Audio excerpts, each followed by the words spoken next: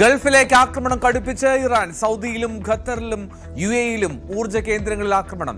ദേശീയ സുരക്ഷാ ഉപദേഷ്ടാവ് അലി ലാരിജാനിയുടെ കൊലപാതകത്തിന് പകരം വീട്ടുമെന്ന് മുസ്തഫ ഖമനേയി.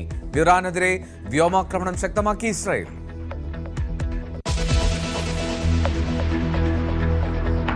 തർക്കങ്ങൾക്കൊടുവിൽ കോൺഗ്രസ് രണ്ടാംഘട്ട സ്ഥാനാർത്ഥി പട്ടിക ഇന്ന്.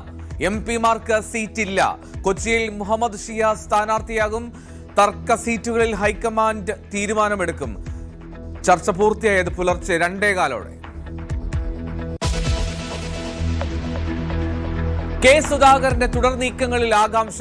സ്വതന്ത്ര സ്ഥാനാർത്ഥിയായി മത്സരിക്കാൻ സാധ്യത. സുധാകരനെ മത്സരിപ്പിച്ചില്ലെങ്കിൽ സണ്ണി ജോസഫിന് വോട്ടില്ല എന്ന് ക്യാമ്പയിൻ.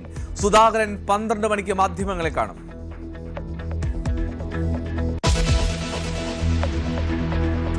BJP രണ്ടാംഘട്ട സ്ഥാനാർത്ഥി പട്ടിക ഇന്ന്. 43 സീറ്റുകളിൽ പ്രഖ്യാപനം.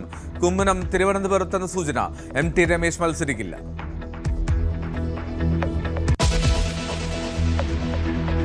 പത്രികാ സമർപ്പണത്തിലേക്ക് മുന്നണികൾ. ധർമ്മടത്ത് മുഖ്യമന്ത്രി ഇന്ന് പത്രിക സമർപ്പിക്കും. ഹാട്രിക് ജയം ലക്ഷ്യമിട്ട പിണറായി വിജയൻ. അബ്ദുറഹ്മാൻ രണ്ടത്താണി മുസ്ലിം ലീഗിൽ തുടരും. പാണക്കാട്ടെ കൂടിക്കാഴ്ചയിൽ മഞ്ഞുരുക്കം. പാർട്ടി നിർദ്ദേശം അനുസരിക്കുമെന്ന് രണ്ടത്താണി.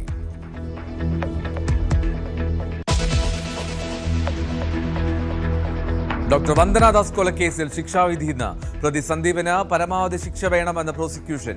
വിധി പറയുന്നത് കൊല്ലം സെഷൻസ് കോടതി.